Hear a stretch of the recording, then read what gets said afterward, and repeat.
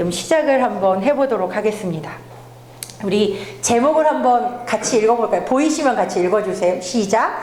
자유를 선물 받은 나라. 네, 우리는 자유를 선물 받았어요. 그리고 자유라는 단어를 되게 좋아하죠. 그런데 이 자유가 뭔지 그 개념에 대해서 저희가 한번 나누어 보도록 하겠습니다. 우리가 잘 아시는 대로 지금 여기에 보면 이 남쪽만 지금 우리가 살고 있는 대한민국이라고 이름 불리우고 있는 나라죠. 이름은 대한민국이라고 불리웁니다. 이 나라의 생일은 언제일까요? 네, 생일 혹시 아시는 분? 네, 그거 아주 다 잘 알고 기본적인 교육이 잘 되어 있으십니다. 1948년 8월 15일이 이 대한민국이라는 나라의 생일이에요. 기본적인 이념은 바로 자유민주주의라는 기본 이념을 가지고 태어났어요. 이게 정말로 중요해요. 정체성을 아는 거. 내가 살고 있는 내 나라의 정체성을 안다는 건 내가 이 나라 국민으로서 어떤 역할을 감당해야 될지를 분명히 가르쳐 주는 거기 때문에 이 대한민국 백성들이라면 당연히 내 나라가 어떤 정체성을 가지고 태어났는지 정도는 분명히 우리가 개념을 가지고 있어야 될 줄로 믿습니다. 그래서 우리나라의 공식적인 풀네임이 있어요. 바로 이겁니다. 대한민국 민주공화국이라는 이름으로 우리 여권에 보면 리퍼블릭 오브 코리아라고 써 있잖아요. 그래서 리퍼블릭이 바로 이 공화국이라는 뜻이거든요. 이 공화국, 그래서 우리는 민주공화국으로 태어난 나라라는 걸 저희가 분명히 좀 기억했으면 좋겠어요. 우리나라 헌법 제1조 1항에도 바로 이렇게 써 있습니다. 대한민국은 민주공화국이다 라고 분명히 명시가 되어 있죠. 자, 이 민주공화국의 그런 개념을 알아야 돼요. 공화국 하는데 도대체 공화국이라는 게 어떤 개념을 가지고 있는지 그 정도쯤은 저희가 알아야죠. 저희 교회학교가 배제학당에서 저희 배제학당에는 저희 하늘교회 어린이들만 하는 게 아니라 각 처에서 이제 모집을 해가지고 아이들이 오거든요. 그래서 지금 이번 학기에는 31명이 지금 등록을 해서 듣고 있어요. 근데 아이들에게 이 퀴즈를 내면 이제는 이거를 거의 대부분의 아이들이 이제 맞추는 거죠. 여러분은 민주공화국이라는 이것의 확실한 개념, 특징들을 혹시 알고 계세요? 혹시 한두 가지라도 알고 계시면 모르시면 제가 빨리 할게요. 자, 민주공화국의 제일 기본적인 게 바로 뭐냐면 이거예요. 국민이 주인인 나라예요. 한마디로, 그러니까 이건 아이들한테 잘 보여주려고 이렇게 쓴 건데, 우리 국민주권이라는 말 많이 들어봤잖아요. 주권이 국민에게 있다는 것, 이건 정말로 중요한 거죠. 그리고 또 하나, 자유와 평등한 기회가 있는 나라라는 거예요. 그러니까 여기서 중요한 건 자유하고 평등한 기회예요. 결과의 평등이 아니라 기회의 평등을 가지고 있어요. 누구나 학교 다니고 싶으면 학교 다닐 수 있어요. 그리고 뭔가를 배우고 싶다면 얼마든지 배울 수 있는 기본적인 구조가 되어 있는 나라가 바로 이 대한민국이라는 나라라는 거예요. 마지막으로 정말 중요한 한 가지가 있는데 바로 법으로 통치되는 나라라는 거예요. 이 나라는 법으로 통치되는 나라입니다. 그런데 여러분 요즘에 잘 한번 보세요. 법보다 우선시되는 뭔가가 요즘에는 자꾸 존재하려고 해요. 물론 우리가 하나님의 법보다 그 더 이상의 세상의 법이 더 중요하진 않겠지만, 그런데 요즘에 이 나라가 어떻게 된 것이 마치 옛날에 조선시대 때 그랬던 것처럼 민심이라는 걸 자꾸 이야기하고 있어요. 그래서 청와대에서 청원을 한다 어쩐다 막 그러면서 청원이 얼마큼 차면 사람들이 이만큼 원하니까 그걸 마치 법보다 더 우선시해 두는 것처럼 그렇게 되어가는 시대가 되어버렸단 말이에요. 그러나 진짜 우리가 민주주의고 자유민주주의를 선택한 사람들이라면 우리가 정해놓은 질서, 이 법이라는 이것을 잘 준수할 수 있는 게 진짜 자유를 지킬 수 있는 사람들이라는 거죠. 우리가 아이들에게 이 개념을 꼭 이야기해 줘야 돼요. 물론 우리의 마음이 한데 모여서 어떤 때는 법보다 더 중요한 것들을 해나갈 수 있겠지만, 그렇지만 우리가 지금 이 대한민국이라는 나라에 살고 있는 한 우리는 대한민국이 정해놓은 이 법의 테두리 안에서 정치도 해야 되고 경제도 해야 되고 모든 것들을 해야 된다는 걸 저희가 좀 확실하게 가르칠 수 있었으면 좋겠습니다. 근데 여기 정말 중요한 거 빠져있는 한 가지가 있는데 바로 자유라는 이 개념이에요. 그런데 이것마저도 이제 이 헌법에서도 그렇고 교과서에서도 그렇고 이 자유를 삭제하려는 시도들이 지금 계속되고 있잖아요. 근데 도대체 이 자유가 뭐길래 이놈의 자유를 자꾸 빼려고 그러고 어떤 사람들은 빼려고 그러고 어떤 사람들은 절대로 빼지 않으려고 하는지 오늘 그것들을 나눠보도록 하겠습니다. 올해 교과서부터 이 자유라는 개념이 아이들 교과서에서 빠졌어요. 그 전 교과서에서는 자유민주주의 그런 말들이 되게 많이 들어가 있었거든요. 그런데 올해 교과서, 중고등학교 교과서에는 이 자유라는 단어가 이미 없어져 있습니다. 그래서 작년 연말, 작년 초반부부터 계속해서 이것 때문에 나라가 다 들썩거리고 자유민주주의에서 민주주의로 대체된다. 그러면서 여기 쭉 보시면 잘 안 보이실 텐데요. 여기에 보시면 정권별로 자유가 없어졌다가 사라졌다가 다시 돌아왔다가 나갔다가 하는 게 있어요. 그런데 여기에 보면 없어졌던 정권 때가 언제냐면 요때예요. 노무현 정권 때, 그 다음에 다시 생겨났다가 다시 이번 문재인 정부 때 자유라는 개념이 빠져버렸어요. 이게 왜 이렇게 중요한데 이쪽 진영에서는 계속 이런 말을 하고 있을까? 우리가 이것도 한번 생각하면서 이런 부분들을, 뉴스들을 살펴볼 필요도 있는 거죠. 자, 그 다음에 보니까 계속해서 자유가 빠졌다는 이야기들을 계속해서 이야기하고 있어요. 도대체 자유가 뭐길래. 그래서 사람들이 이 자유 삭제를 반대한다고 성명서도 제출하고 교육부도 찾아가고 정말 많은 것들을 하죠. 국회에서 포럼도 열고요. 방송에서도 이런 부분들을 가지고 집중적으로 다루기도 해요. 도대체 자유가 뭐길래 우리가 이 자유에 대해서 이렇게 중요하게 생각하는 걸까? 오늘 이 강의의 전체적인 주제는 사실 자유예요. 자유. 그러니까 이것들을 한번 같이 나눠보도록 하겠습니다.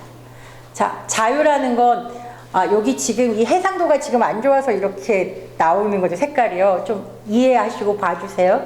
여기 보면 자유라는 건 사전적인 의미로 보면 다른 사람의 우리가 제한을 받거나 구속을 받지 않고 내가 원하는 대로 살 수 있는 걸 보고 자유라고 해요. 이게 자유의 사전적인 의미예요. 그러니까 내 뜻과 내 생각대로 이게 법에 저촉이 되지 않는 한 우리는 얼마든지 내가 원하는 것들을 다 할 수 있는 게 이 자유 안에 들어가 있다는 거예요.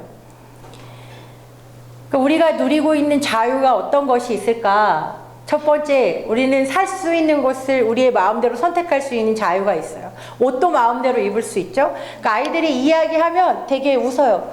옷 마음대로 못 입는 사람들이 어딨어요? 라고 말한단 말이에요. 그런데 여전히 어떤 나라에서는 여자들은 얼굴을 내밀고 다닐 수 없고 짧은 치마도 입을 수 없고 그런 나라들이 수두룩해요. 우리나라도 사실은 예전에는 양반이 입는 옷과 평민들이 입는 옷과 천민들이 입는 옷도 다 달랐고요. 신라시대 같은 때로 넘어가면 천민들은 도저히 입을 수 없는 옷들이 되게 많았단 말이에요. 계급에 따라서 달랐단 말이에요. 근데 사실은 지금도 그런 것들이 존재해요.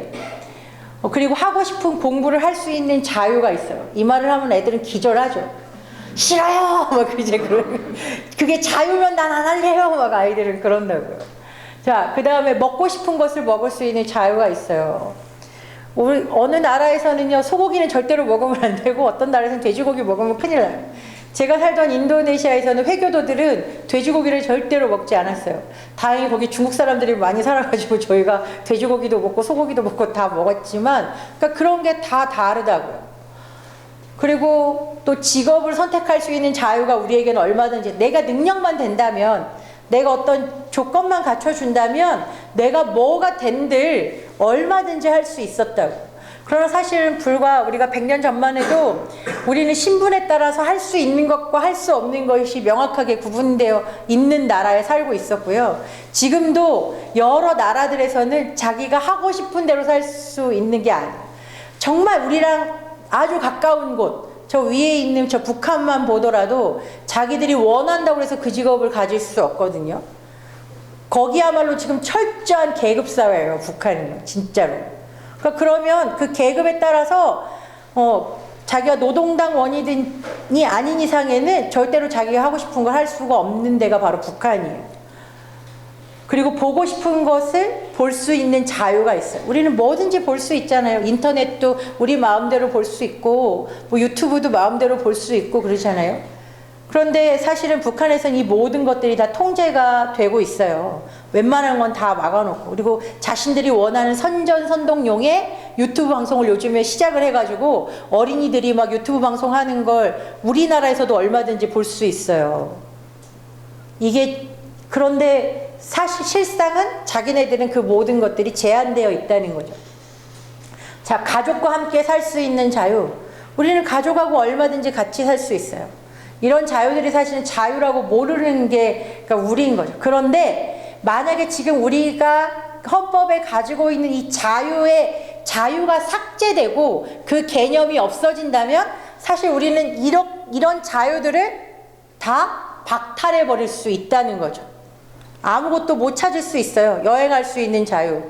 그리고 제일 중요한 자유가 하나 있죠. 찬양과 기도, 예배 드릴 수 있는 자유가 박탈되죠. 여러분 요즘에 코로나 때문에 이 자유가 점점점 축소되고 있는 거 아시죠? 그렇잖아요. 우리가 지금 현실로 느끼고 있잖아요. 예배를 예배당에 와서 드리고 싶은데 그렇지 못하는 사람들이 정말로 많이 생겨나고요. 공권력에 의해서도 못하게 막아지는 경우도 있고요. 그러니까 지금 이 예배와 찬양의 자유가 벌써부터 우리 가운데에서는 점점 사라지고 있다는 거예요. 이 자유를 지켜야 되긴 하겠는데 어떤 방법으로 지켜야 하는가가 우리에게 큰 과제입니다. 이 모든 자유가 사실은 법이 허용하는 모든 범위 안에서 우리는 이 자유를 다 누리고 있다는 거예요. 자, 지금 우리나라는 국민이 주인이고 자유와 평등한 기회가 있고 법으로 통치되는 자유 대한민국이라는 나라에서 살고 있어요. 그러나 이 자유가 옛날부터 아주 처음부터 있었던 건 아니에요. 그 우리 아이들을 가르치다 보면 이런 질문들을 많이 받게 돼요. 원래부터 그랬어요. 그런 말 아이들이 되게 많이 하거든요. 사실은 이 자유가 언제부터 얻어졌는지 아이들이 잘 알지 못해요. 언제부터 우리는 그럼 이 자유를 누리고 있었을까? 여러분 고조선 시대에도 신분의 차이가 있었다는 거 분명히 알고 계시죠? 누구나 다 자유롭지 않아서 이때도 노예가 존재했어요. 그리고 삼국시대도 마찬가지죠. 특히 삼국시대 신라 같은 데 가보면 골품제다라고 그래가지고요. 계급이 어마어마하게 많아요. 어마어마한 근데 고려시대도 마찬가지고 조선시대 그리고 대한제국이라는 때까지 와서까지도 사실은 우리는 이 신분의 차이를 벗어나지 못하고 누군가는 자유가 속박된 삶을 계속해서 살고 있었어요. 그러다가 결국은 우리가 일제 식민지 생활을 하면서까지도 우리는 모든 자유를 다 빼앗기고 살았던 민족이 우리였어요. 근데 우리는 뭐라고 생각하나요? 반만년 역사 되게 많이 자랑하잖아요. 우리는 반만년 유구한 역사 속에 그것들을 되게 자랑하는데 사실 그 면면을 자세히 살펴보면 모든 백성이 진정한 자유를 누리고 산 때는 한 번도 없었어요. 그 반만년 역사 속에. 자유가 없었던 5,000년, 반만년 역사를 우리가 살고 있었던 거예요. 자, 여러분 이게 뭔지 아시죠? 소. 여기에 보면 이 위에 있는 걸 뭐라고 부르는지 혹시 아세요? 이거. 예, 멍에라고 부르잖아요. 그런데 우리 눈에 보이지 않지만 우리 민족 가운데 이 소가 쓰고 있는 이 멍에처럼 죄의 멍에, 죄인의 멍에, 이 종의 멍에를 메고 있었다는 거예요. 그럼 우리 민족이 짊어진 종의 멍에가 어떤 것들이었는지 한번 잠깐 보도록 하겠습니다. 첫 번째, 우리는 왕이 다스리는 나라에 살았어요. 사람들이 요즘에 무슨 환상이 있는지 다시 왕이 있고 입헌군주제가 된 설정의 드라마들을 요즘에 종종 그런 드라마들이 나오는 거 여러분이 알고 계시죠? 그런 드라마 보실 이유가 없어요. 더군다나 요즘에 새로 나오는 그런 드라마는 제가 내용을 제대로 몰랐는데 언뜻 보니까 남북한이 하나 되는 그런 유의 이야기더라고요. 물론 우리가 통일되는 건 정말로 중요한데 어떤 이념으로 통일되는지가 정말로 중요하죠. 자꾸 물타기를 하는 그런 미디어들의 선전에 저희가 속아 넘어가면 안 돼요. 이 왕정제도가 있었어요. 또 하나 신분제도가 있었어요. 또 우상숭배와 미신, 제사. 한마디로 말하면 하나님을 섬기지 못하고 우상에 얽매여가지고 사는 비참한 귀신을 섬기는 나라였다는 거예요. 또 음란과 여성 천대가 어마무시하게 심했던 나라가 이 조선이었어요. 또 어떤 나라였냐? 질병과 가난이 창궐한 나라. 근데 우리는 좀 착각을 하고 있는 게 예전 우리가 조선시대에 관련된 드라마나 구한말에 관련된 드라마나 뭐 그런 걸 볼 때 의상들이 상당히 화려하잖아요. 그러니까 사람들이 되게 착각을 하는 경우가 있어요. 옛날이 훨씬 더 좋았구나라는 착각을 하는데 그것들은 정말 미디어가 심어주는 착각에 불과하다는 걸 저희가 분명히 아셨으면 좋겠어요. 마지막으로 무지와 문맹의 나라였어요. 정말로 몰랐어요. 우리나라가 해방되고 났을 때요, 우리의 문맹률은 거의 80%에 육박을 했거든요. 80%를 거의 넘어섰었죠. 그러니까 그런 정도의 우리가 문맹률을 가지고 있던 나라였거든요. 그러니까 그 전에는 사실 더 심했었어요. 그런 부분들이. 맨 처음에 이제 우리가 왕이 주인이었던 나라, 이게 왕이 주인인 나라가 도대체 우리에게 어떤 의미였는지를 한번 잠깐 보고 지나갈게요. 여러분이 우리가 제일 존경하는 왕, 그러니까 조선시대 왕 그러면 단연 사람들이 세종대왕이라는 사람을 딱 꼽잖아요. 저도 정말 세종대왕의 그런 여러 가지 업적들이나 그런 부분들을 정말로 존경하고, 특별히 이 한글을 만든 이 부분에 있어서는 많은 선교사님들이 다 칭찬하는 게 바로 이 한글이에요. 한글은 정말 배우기가 쉬워요. 그래서 정말 외국에 나가가지고 러시아, 저희가 단기 선교 갔을 때 그 러시아 현지인들한테 5시간만 이 한글을 가르치고 쓰게 하잖아요. 읽고 쓰는 걸 다 할 수 있어요. 웬만하면 그렇거든요. 지금 제가 살고 있던 인도네시아라는 나라의 한 그 족속은요, 한글을 알파벳처럼 쓰고 있어요. 말은 자기 말로 쓰는데요. 인도네시아어로 쓰는데 그 표기를 알파벳으로 A, B, C, D 그런 걸로 쓰지 않고 한글로 쓰거든요. 지금 그런 족속이 생겼어요. 그래서 저희 한글 그 선교사님들이 이제 그런 거 많이 퍼뜨리시고 이제 그러는데, 왜냐면 배우기가 정말로 쉽거든요. 그래서 그런 건 정말 칭찬받아 마땅한 왕이에요, 이 세종대왕. 그런데 그거 아세요? 노예제도를 고착시킨 게 바로 세종대왕이었어요. 우리가 그런 것 좀 알고 존경을 하든 뭘 하든 해야 될 거 아니에요. 그 시대에는 왕의 말이 곧 법인 시대였어요. 어명이라는 거 있잖아요. 어명. 왕의 명령이면 뭐 모든 게 다 끝나는. 그러니까 왕이 주인인 나라. 그래서 우리가 사극을 이렇게 보다 보면 내가 이 나라의 주인이다 라는 말이 되게 많이 나와요. 백성이 주인이 아니었다고. 근데 자꾸 우리는 조선시대로 돌아가고 싶어 하는 거예요. 그래서 세습 때는 왕이에요. 누가 대신 왕이 되는 것도 아니고, 아버지가 왕이면 아들이 왕이 되고 그 아들이 또 왕이 되는 그런. 요즘에 우리가 교회 세습 얘기 되게 많이 하잖아요. 사실은 저는 그런 대형 교회들의 세습을 그렇게 찬성하는 사람도 아니지만, 그렇다고 해서 그 부분들에 대해서 막 질타하는 사람도 아니에요. 왜냐하면 우리가 성경을 자세히 이렇게 보다 보면 레위인들의 그 레위직은 계속해서 아들에게 물려줬어요. 물론 지금은 많이 변질됐기 때문에 우리가 그런 것들을 두려워하는 마음으로 교회 세습을 욕하는 거잖아요. 그런데 진짜 세습을 욕하려면 우리가 북한을 먼저 욕해야죠.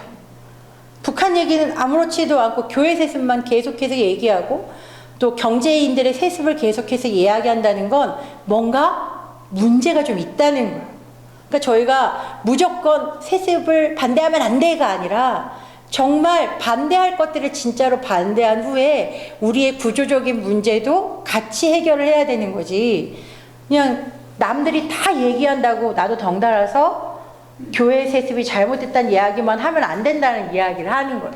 그러니까 아이들한테 설명을 하실 때도 가끔씩 그런 것들을 이야기해 주시면 참 좋아요. 아이들이 못 알아들을 것 같지만 사실은 아이들은 다 알아듣거든요. 진짜 본질이 뭔지 한번 생각해 볼까? 라고 말하면 얼마든지 아이들은 알아듣습니다.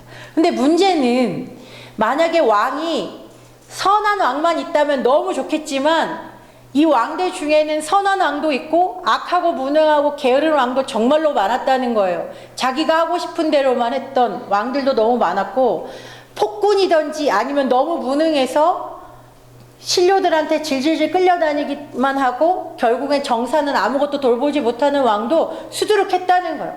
사실은 이렇기 때문에 아무리 똑똑하고 아무리 잘난 사람이 왕이 되고 싶어서 나라를 다스리고 싶어도 기회가 주어지지 않는 거예요. 만약에 어떤 사람이 이 나라를 한번 내가 잘 다스려 보겠습니다 라고 말하면 이 사람이 뭐가 되죠? 역모죄가 되는 거예요. 대역죄가 돼서 즉시 수에 처하게 되는 거죠. 이게 바로 조선시대였어요. 이게. 그리고 조선시대가 조선이라는 이름을 이제 끝내고 고종 임금이 대한제국이라는 이름으로 나라를 바꿔서 약 한 12년, 13년 정도 이 대한제국이 지속이 되는데 사실은 이때도 이념 자체가 똑같아요. 여기 잘 보이지 않으시겠지만 제가 잠깐 소개를 드리면 이 사람들의 이 대한제국의 기본적인 정신이 뭐냐면 여기에 보면 왕실과 국가의 권위를 바로 세우고가 들어가는 거예요. 그러니까 왕실의 권위를 세우는 거예요. 백성들의 권위가 세워진다기보다는 왕의 권위를 계속해서 세우고 싶은 거예요. 이게 바로 대한제국이었어요. 이게 대한제국이었다고. 말로는 뭔가를 바꿔보고 싶었겠지만 그렇지 않았죠. 조선의 26대 왕이고 대한제국의 1대 황제로 등극한 이 고종 황제 역시도 신분 제도의 한계를 벗어날 수 없었고 여전히 백성들 위에 왕이 존재하는 그런 나라가 바로 조선이었다는 거예요. 그러니까 아이들한테 제가 질문해요. 우리 이런 나라로 돌아가고 싶어? 라고 물으면 아이들이 뭐라고 대답할까요? 애들은 격하게 대답, 미쳤어요? 라고 말해요. 그래, 니네들 안 미친 거 아니까 걱정하지 말고 이런 나라는 안 돌아가야 돼. 이제 그렇게. 근데 만약에 우리가 자유를 잃어버리잖아요? 그러면 우리는 누구를 왕으로 모시고 그렇게 사는 이런 시대로 다시 돌아가야 될 수도 있다는 거죠. 또 우리나라를 가로막고 있었던 아주 중요한 것이 하나 있죠. 바로 자유와 평등한 기회가 없는 나라였다는 거예요. 이걸 아주 쉽게 표현하면 신분제도예요. 신분제도. 철저한 신분제도가 있었어요. 지금은 그렇지 않죠. 자유와 평등한 기회가 있는 자유와 권리가 보장되는 나라에서 우리는 마음껏 누리고 살고 있지만 불과 100년 전, 100몇 년 전만 해도 우리는 그렇게 살지 못했다는 거예요. 자, 왕이 있어요. 그 밑에 10%의 양반이 있어요. 그 다음에 그거보다 조금만 50%의 이제 우리 전체 인구의 절반 가까이 산 평민이라고 하는 양민들이라고 하죠. 양민들이 있고 맨 밑에 거의 50%에 육박하는 40%에 가까운 이 천민, 우리 7천반이라고 부르는데 이 들이 기다렸다가 이 여자를 끌고 가려고 해요. 결국에 시숙이랑 선교사님이 와가지고 극적으로 구해낸 거예요. 극적으로. 이게 조선 여자들의 삶이었어요. 사진이에요. 코가 잘린 아프가니스탄 여자. 이 사진은 정말 유명한 거거든요. 사실 이게 우리나라에서도 있었던 일이에요. 남자들이 기분이 나쁘잖아요. 여자의 코를 베요.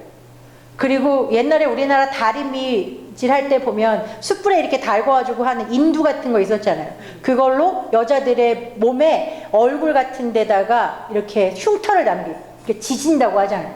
그러니까 그렇게 했단 말이에요.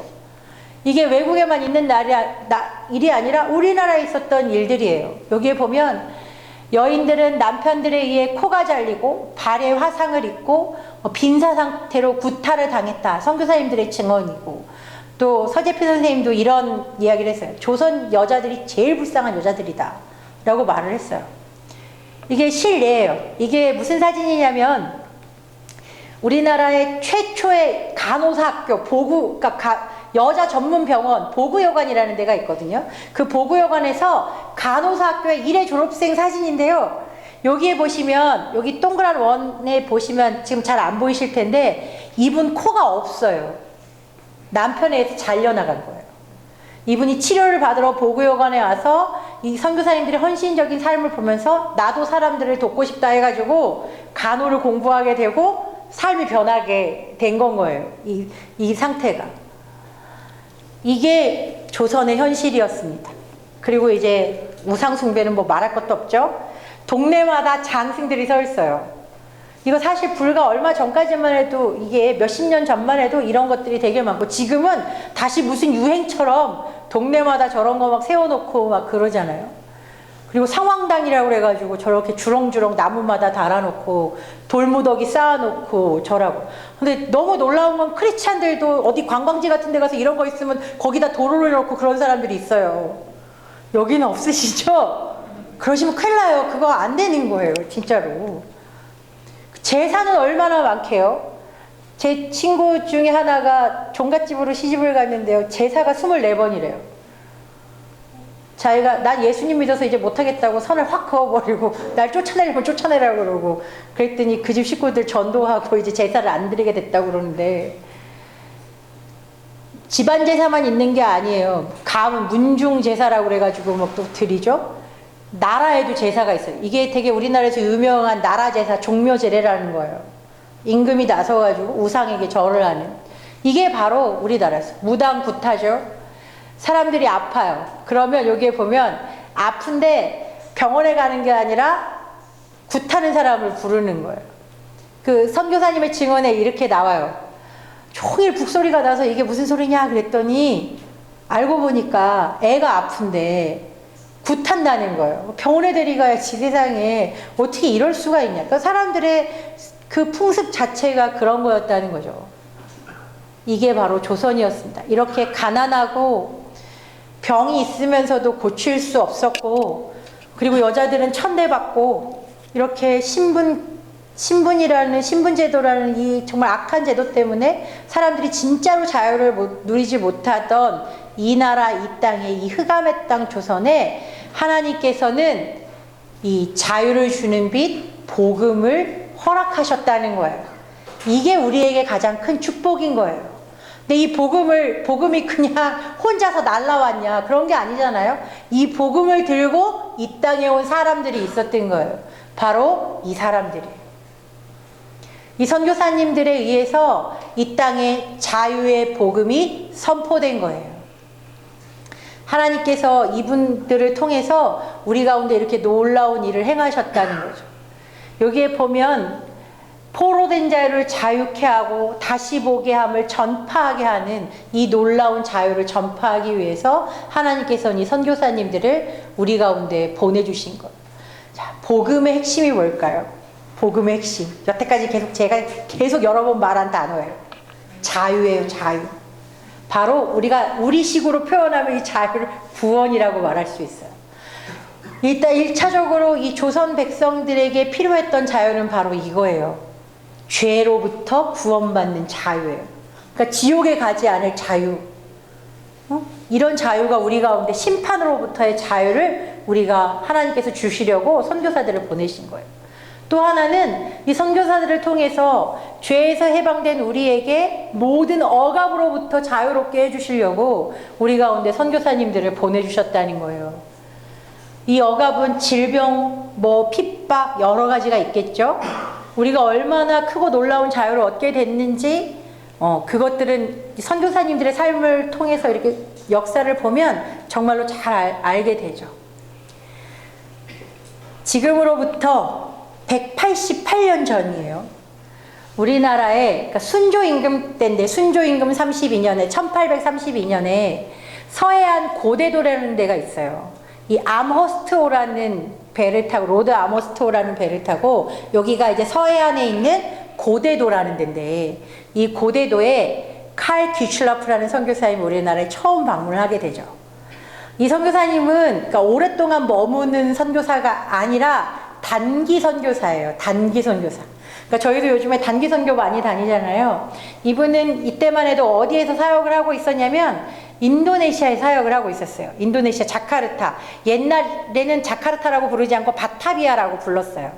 그래서 그 바타비아에서부터 쭉 여행을 해가면서 이 중국까지 이렇게 쭉 여행을 해갖고 오면서 우리나라에까지 도착을 한 거예요. 사실은 우리나라에 들리려고 했던 게 아니라 배가 밀려가지고 바람 때문에 배가 밀려가지고 여기까지 오게 된 거예요. 근데 처음에 사실은 정박을 하게 된 곳은 이 서해안 고대도가 아니라 백령도라는 섬이었어요.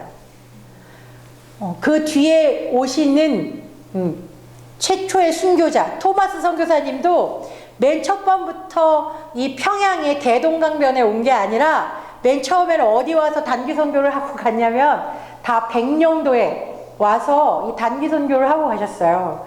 그래서 백령도에 중화동교회라는 교회가 생기잖아요. 나중에 언더우드 선교사님에 의해서 중화동교회라는 교회가 생기게 되거든요.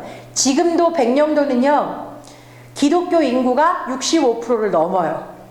그러니까 그렇게 놀라운 섬이 된 거예요. 그 섬 자체가.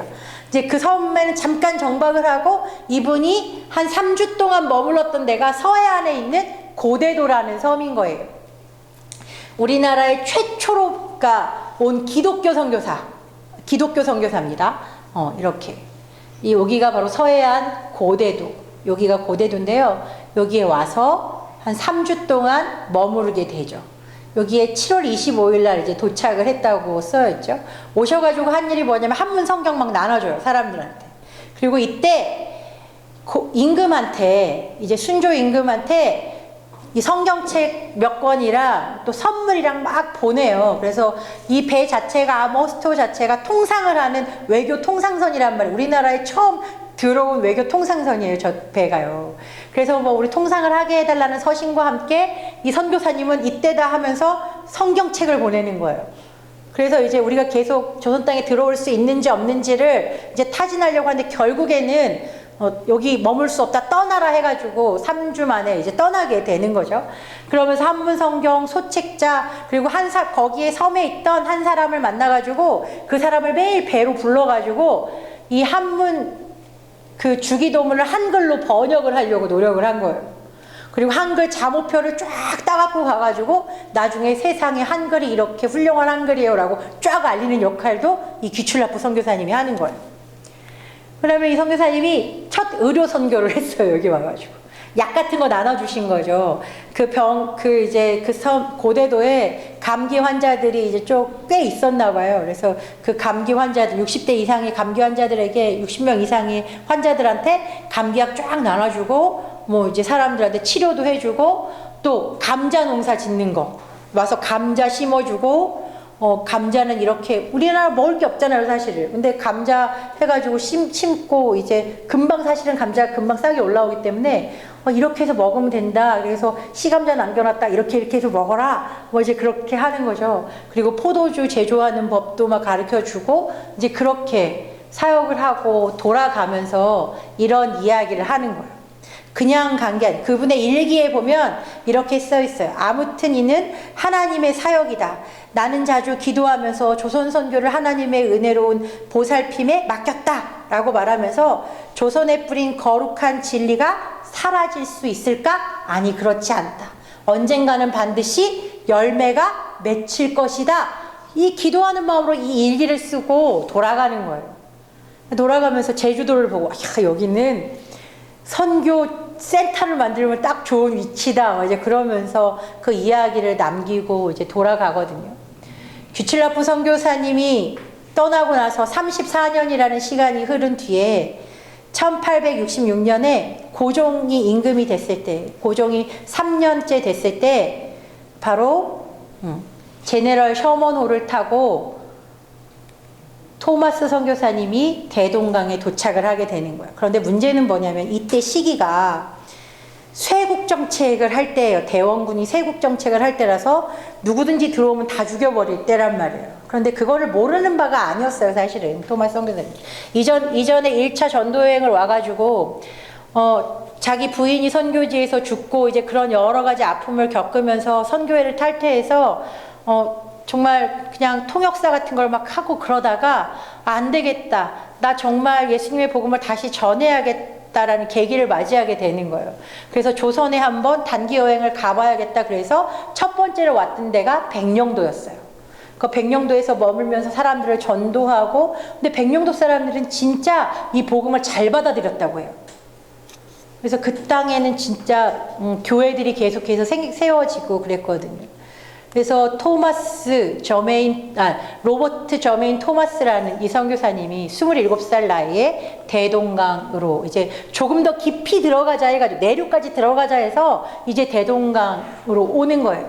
거기 숙섬에 이제 도착을 하는데 이 배가 사실은 통상을 하려고 온 배였는데 겉으로 보기에는 군함처럼 보였던 거예요. 예전에 그 배 자체가 군함으로 쓰였던 배였던 거예요. 그러니 저쪽에서는 이제 나라에 뭐가 쳐들어오니까 막아야겠다고 하면서 서로 화포 가지고 싸움을 하다가 결국은 이 제너럴 셔먼호가 침몰을 하게 되는 거죠. 그래서 배에 탔던 사람들 대부분이 죽고 몇 명을 끌어내가지고 이제 대동강변에서 참수를 하게 되는 거예요. 이게 이 토마스 선교사님의 대동강변 참수를 그림으로 그려놓은 장면이에요. 여기에 보면 이게 토마스 선교사님이고 여기에 목을 베려는 박충원이라는 사람이 이제 있는 거예요.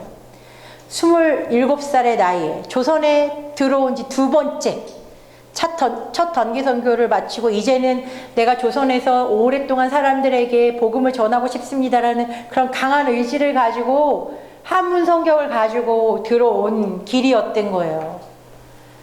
내려서 그래 나는 죽어도 괜찮으니까 이거나 한번 받아주세요라고 이 박충원한테 부탁을 하는 거예요. 이 박충원이라는 사람이 나중에 글에 썼어요. 이분은 나중에 그 교회 장로님까지 되세요. 예수님을 믿고 예수님을 영접하고 나서. 내가 이 사람이 이 죽는 마당에 나한테 웃으면서 이 책을 주는데, 빨간 배로 쌓인 이 책을 나한테 주는데 내가 안 받을 수가 없더라. 근데 너무 이상한 감정이었다. 내가 나라의 명령을 쫓아서 이 사람 목을 베긴 베지만 뭔가 이상했던 거예요. 하나님께서는 이 토마스 선교사님의 목을 베게 하면서까지 이 박충건이라는 사람을 살리고 싶었던 거예요. 그리고 뿌려진 성경책, 이제 그 성경책도 막 여기저기 돌아다니면서, 여러분 잘 아시잖아요. 이 성경책 뜯어가지고 벽에 처벅처벅 발랐는데 그 집이 뭐 하는 집이냐면 여관 같은 데였단 말이에요. 그 여관이 나중에 뭐가 되냐면 교회가 되죠. 이거는 대동강변에 세워진 토마스 선교사님 기념교회예요. 토마스 선교사님이 이렇게 순교를 하시고 나서 북한이 공산화되기 전까지는 토마스 선교사님 얘기가 영웅담처럼 그 안에서 계속해서 돌았어요. 선교사님들도 그 얘기를 계속해서 했을 거고, 특별히 예수님을 믿는 기독교인들은 이 이야기를 빼놓고는 평양 선교를 말할 수가 없는 건 거예요. 특별히 대부흥이 시작되고 나서부터는 얼마나 더 많은 이 토마스 선교사님에 대한 이야기가 들끓었겠어요. 그래서 60년이 되고 나서야 서울에 있는 숭동교회에서 이 토마스 선교사님 순교 기념 예배를 드리고, 그 다음에 몇 년 뒤에 이 대동강변에 교회가 세워지는 거예요. 사실은 이 순교의 그 사람들은 그렇게 생각해요. 어떤 선교학자들 중에서는 저렇게 하려면 굳이 갈 필요가 없었다고 말하는 사람들도 있어요. 그렇지만 이 순교의 피는 정말로 놀라운 역사로 이 대한민국을 뒤덮은 거예요. 우리가 이런 발걸음을 무시해서는 절대로 안 될 줄로 믿습니다. 정말로 중요해요. 이 벽지를 발랐던 집이 바로 여기예요. 처음에 이 교회에 벽지를 막 발랐는데 나중에 이 건물을 누가 빌리게 되냐면 사무엘 마펫이라는 선교사님이 빌리게 되죠. 그래서 거기를 널다리골 교회로 열고, 그 널다리골 교회가 나중에 평양 대부흥의 산실인 장대현 교회가 되는 거예요. 놀라운 일이에요. 사실은 이게 정말로 얼마나 아름다운 일인지 모르겠어요. 자, 그 뒤로부터 시간이 지나서 16년 후에 저쪽 산동, 반도, 상해 이때 선교사님 두 분이 파송을 받아요. 중국 선교사로 파송을 받는 거예요.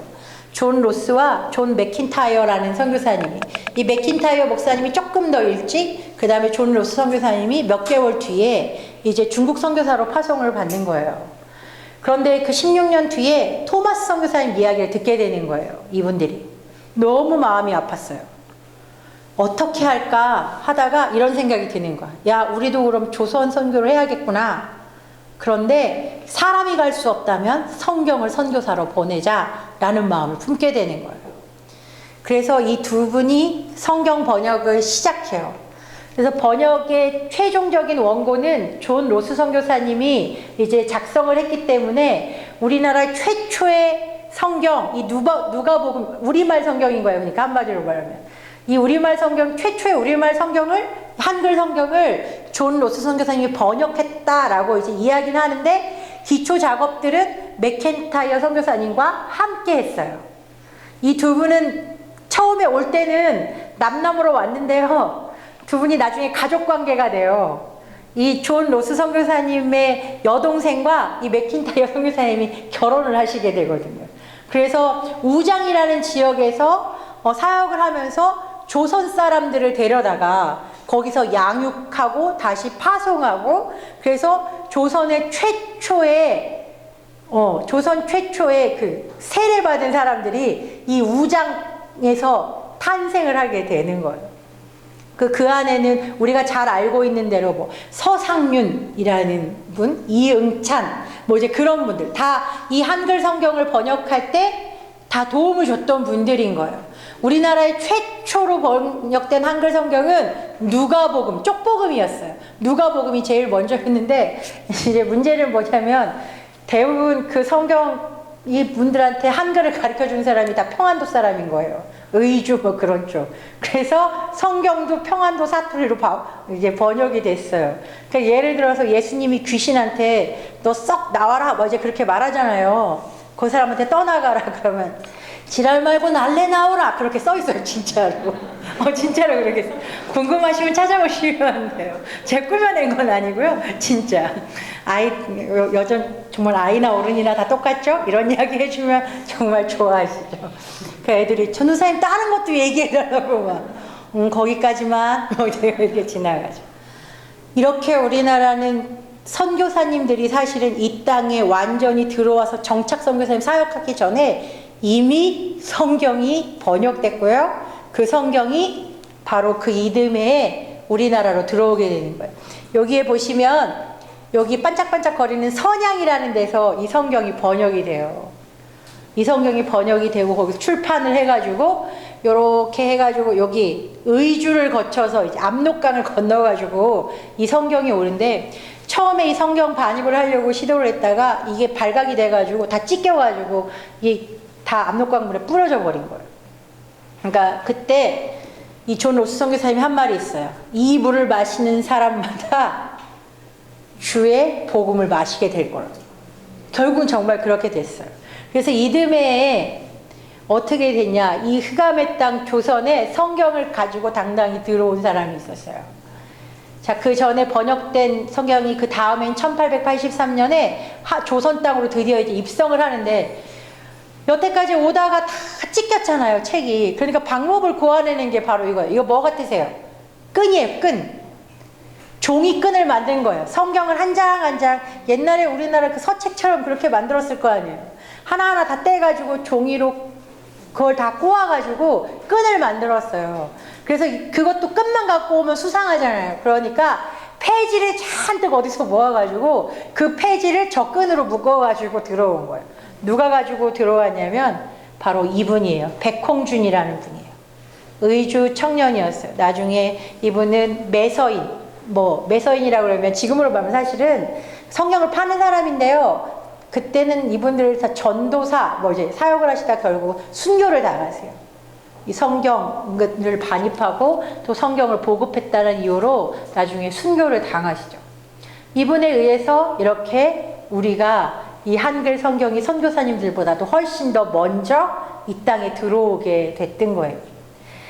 여기 영국에 보면 영국 국군 방송이라는 게 있대요. 저도 처음 들어봤는데 영국 국군 방송에 보면 이 백홍준이라는 분이 성경을 들여오면서부터 1886년까지 우리나라에 이 한글 성경이 얼마나 많이 보급됐냐면 17,609건이나 보급이 됐대요.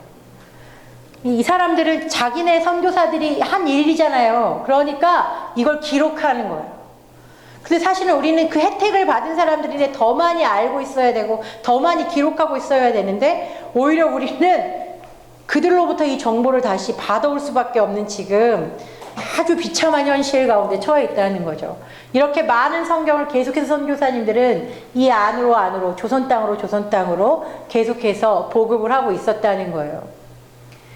그 다음에 우리나라의 쪽복음이 또 하나 이제 만들어지죠. 아까 그 존 로스 선교사님과 맥킨타이어 선교사님에 의해서 신약 성경이 또 번역이 되고, 그 전에 바로 그 누가복음을 번역하고 나서 바로 뭐가 번역이 되면 요한복음도 번역이 돼요. 바로 같은 해 번역이 되고, 이거는 이제 일본에서 번역된 복음서예요. 마가복음이죠. 이건 한국 사람에 의해서 번역이 되었어요. 여러분도 이름은 많이 들어보셨을 것 같은데 바로 이수정이라는 분에 의해서 한국의 마게도인이라고 불리는 사람이 바로 이수정이에요. 이 이수정이라는 분은 사실은 상을 받아가지고 일본으로 유학을 간 거예요. 유학을 가면서 누구를 소개받냐면 이 사람을 소개받아요. 이 스다센이라는 사람을 소개받아요. 이 스다센은 농업을 연구한 학자였어요. 농학자였어요. 이 사람은 신실한 크리스찬이었어요. 근데 이 사람을 이제 처음 일본에 가자마자 이 사람 사무실에 가가지고 이 사람을 딱 만나러 갔는데 액자, 이렇게 족자가 이렇게 하나 있는 거예요. 족자에 보니까 심령이 가난한 자는 복이 있나니 라는 글귀가 딱 보이는, 한문으로 이렇게 써놓은 글귀가 보이는 거예요. 이상하다. 어떻게 가난을 복이라고 말하지? 이수정은 그게 너무 궁금한 거예요. 이 스타센이 그 방으로 들어오기 전까지 계속 앉아가지고 그 심령이 가난한 자는 복이 있나니만 뚜렷하게 쳐다보는 거예요. 근데 그거를 이제 이 스타센이 본 거예요. 씩 웃으면서 선물을 나올 때 하나 주는데 성경책을 선물로 준 거예요. 지금 당신이 그렇게 관심 있게 본 저 족자의 글이 바로 이 안에 써 있으니까 한번 읽어보시오. 결국은 이 사람이 성경을 읽고 선교사님들에 의해서 복음을 전도받고 예수님을 믿고 구원받고 세례까지 받게 되죠. 그래서 이게 세례 받은 날 찍은 사진이에요. 여기에 보시면 이제 이 녹스 선교사, 이 조지 녹스 선교사님 같은 분들이 이분의 이야기를 막 그 선교 잡지에 올리기도 하고 뭐 이제 그랬어요. 어느 날 이수정의 기이한 꿈이라는 글이 이 선교 잡지에 실려가지고 미국으로 쫙 퍼지게 됐는데 어떤 꿈을 꿨냐면 이런 꿈을 꾼 거예요. 어떤 낯선 두 사람이 저쪽 꿈을 꾸고 있는데 이렇게 걸어와요. 보따리를 하나 가지고 이제 걸어오는데 이수정이 궁금해가지고 물어보는 거죠. 그게 도대체 뭡니까? 라고 물어보니까 이 책을 딱 이수정에게 건네주면서 당신 나라의 가장 중요한 책이 될 것이요 라고 딱 받아들었는데 자기가 스탄슨에게 선물 받은 성경책이었다는 거예요. 그래서 이 기이한 꿈에 대한 그 기사가 쭉 나가고 나서 이수정은 계속해서 뭐를 하냐면 사람들에게 건너와서 우리를 도우소서 하는 마게도니아의 그런 간절한 호소처럼 선교사님들을 통해서 편지를 보내게 되는 거예요. 미국 교회에 편지를 보내게 돼요. 그런데 그 편지를 본 장로교 선교부에서 누구를 보내게 되냐면 언더우드 선교사님을 보내게 되는 거예요. 이게 그냥 우연히 되는 게 아니라 모든 게 하나님의 치밀한 계획 가운데에서 이루어지는 거죠. 나중에 언더우드 선교사님과 아펜젤로 선교사님은 그러니까 미국에서부터 잘 친구로 지내던 사이였었어요. 이제 미국에 도착도 거의 비슷한 그러니까 일본에 거의 비슷한 시기에 도착을 해가지고 요코하마에 머무르고 있는데 그때 이수정이 번역한 이 쪽복음을 받아들고 정말로 감격을 했다는 거예요. 아, 조선은 되겠구나. 하나님이 선택하신 게 맞구나라는 확신을 가지고 너무너무 기뻐하면서 조선 땅에 입국을 하게 됐다는 거예요. 제임스 게일 선교사님이 한 말이 있어요. 성경 하나가 번역되는 건 파나마 운하 하나 파는 것보다 어려운 일이라는 거예요. 그럼 파나마 운하 들어보셨잖아요. 운하가 뭔지 아시잖아요. 이쪽 바다랑 연결하기 위해서 그 육지의 가장 얇은 부분을 이렇게 잘라가지고 바다가 이어지게 만드는 거. 이게 보통 어려운 일이 아닌 거예요. 이게. 그러니까 그런 것보다 사실은 번역하는 거가 이렇게 어렵다고 하는데 하나님이 정말로 사랑하시는 이 대한민국을 위해서 하나님께서는 너무나도 먼저 많은 것들을 준비하시고 예비하셔서 이 조선이라는 땅이 조금이라도 더 빨리 복음이 들어오도록 그리고 모든 사람들이 이 복음을 듣고 구원받도록 하나님이 모든 밑작업을 해놓으셨던 거예요. 이 하나님의 놀라운 역사죠. 예, 우리는 또 이 알렌 선교사님도 알아야 되는데 이 알렌 선교사님은 선교사라는 이름으로 들어오지 않았어요. 외교관 이름으로 들어왔어요. 그래서 올해가 선교 135주년을 기념하거든요. 언더우드 아펜젤로 선교사님이 들어온 해부터 시작을 하는 거예요. 정식 파송을 받고 장기간 사역을 한 선교사님들. 그리고 이분은 나중에는 결국은 선교사님들하고 여러 가지 마찰 때문에 결국은 선교사직을 사임하게 돼요. 그러니까 순수 복음주의자라기보다는 조금 나중에는 좀 변질된 경향이 있어서. 근데 이분은 최초 입국한 선교사인데 의료 선교를 시작해서, 그러니까 이분 때문에 재중원의 전신인 광해원이 생기게 된 거예요. 우리나라에 갑신정변이라는 난이 있었어요. 우정국이라고 해서 우체국. 이제 그걸 처음 열게 돼가지고, 이제 기념행사를 하게 되는 중에 이제 급진 개혁파들이 난을 일으킨 거예요. 이제 그때, 이제 민비의 동생 민영익이라는 사람이 그 큰 상처를 입게 되는데, 그걸 알렌 선교사가 치료를 해줘가지고, 왕이 병원을 하나 열어주는 거예요. 광해원이라는 병원. 근데 그 병원은 아무나 갈 수 있는 병원은 아니었어요. 귀족들이나 왕들이나 뭐 양반들만 출입을 할 수 있는 병원이었기 때문에 사실 실질적으로 온 백성들한테 이렇게 좋은 영향력을 미치지는 못했어요. 그러나 이제 그 다음번에 왔던 선교사님에 의해서 이 병원이 더 확산되게 되는 거, 재중원이라는 이름으로. 이따가 조금 뒤에 이제 그 이야기는 말씀드릴 건데, 귀칠라프 선교사님 방문 후 34년 뒤에 그 선교사님이 이렇게 말했다고 그랬죠. 언젠가 열매가 맺히게 될 거다. 그 뒤에 바로 토마스 선교사님이 오셨고, 토마스 선교사님 오신 지 19년이 흐른 뒤에 1885년 4월 5일 부활주일 아침에 여기 제물포예요. 인천 앞바다인 제물포 이 항구에 바로 이 두 분의 선교사님이 들어오시게 되는 거예요. 이때부터 시작해서 조선 선교의 역사, 우리나라에 복음을 가져다 준 정식 선교의 역사 135주년이 시작이 되는 겁니다.